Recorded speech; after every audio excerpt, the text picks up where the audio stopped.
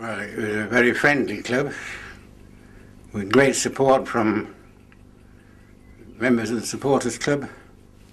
Some of them worked tremendously hard, particularly with the running the cup, with all the extra work that was created. A great bunch of players, and the Tommy Lockie, who was the trainer, because we hadn't a manager in that year. And Tommy Lockie, the trainer, did a very good job. And we were fortunate in the team. I mean, quite apart from the playing ability, they were all good lads. And a particularly good captain in Ernie Phillips. He was a very good player, and he led them very well. And, we were a friendly lot of people. And I think that's what it was. The people off the field worked tremendously hard. I mean, we handled gates at York of, I think, about 20,000, particularly when we played Tottenham. And it was a lot of hard work by many of them of the supporters club who helped the secretary. As the secretary was the only full-time employee we had, apart from Tommy Lockie, the trainer. And they all did a very good job. But everybody got on well. There was nobody trying to push themselves in front of the other. And we met some very great people in the cup. And Newcastle were very good opponents. I mean, we were treated very well by Newcastle. Just a pity we didn't beat them at Sheffield when we played them.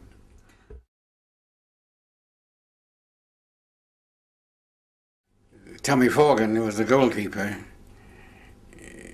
we came from Hull because the man who we thought would be the first team goalkeeper was doing his, I think they called it national service or something in those days, and he had 2 months to do. When he didn't finish until the season had been going for 2 months or so.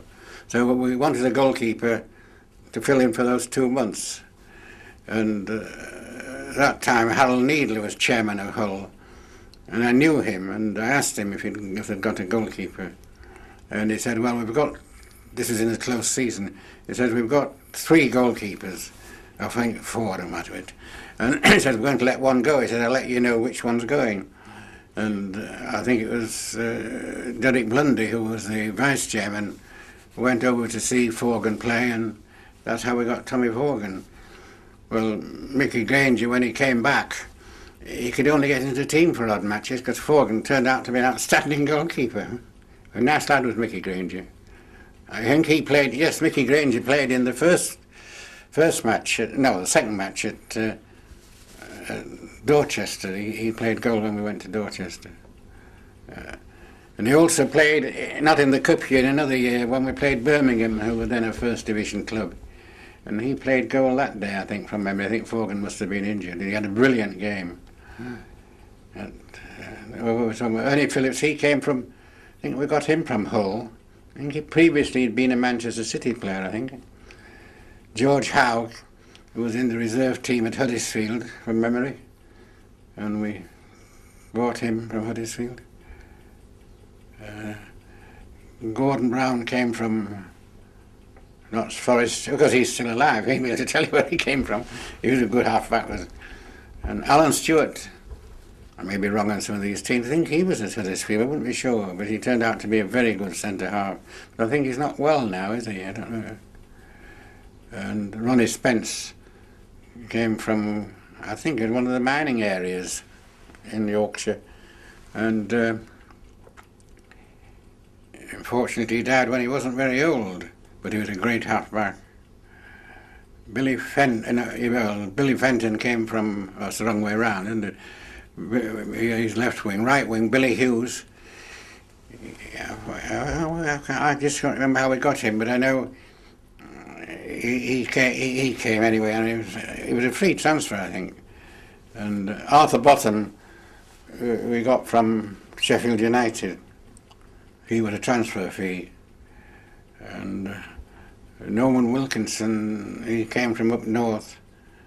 And I think Mr. Bundy was, as I say, was vice chairman. I think he knew something about him anyway. We went to see him play, and we got Norman, and Sid Story came from the mining area, and Billy Fenton came from Blackburn Rovers. He was a part-time player and very good. He scored a lot of goals at Billy Fenton. And then unfortunately he died when he wasn't very old. I think his widow is still in York, isn't she? His family is, I believe.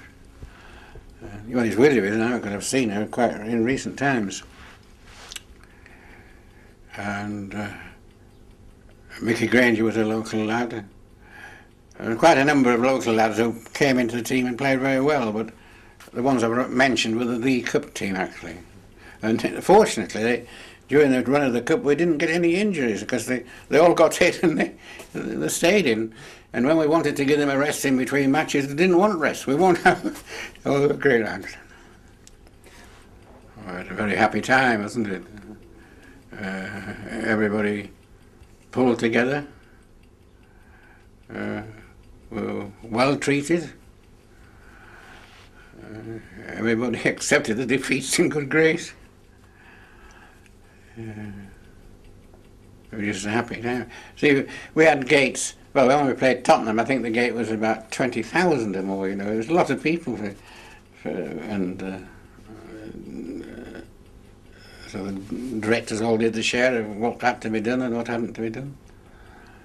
And that's how it went.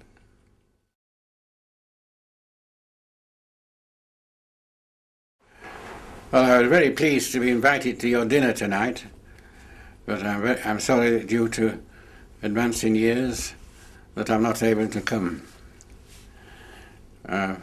They've asked me to say a few words regarding the great Cup run, which, as we all know, 50 years ago is now. For those of you who knew those years, they were very happy years. We had a great team of players. The captain, Ernie Phillips, who unfortunately has died, was a very good captain, and all the players backed him up.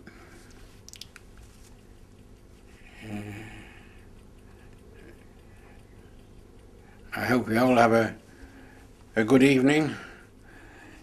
There'll be a lot of reminiscences.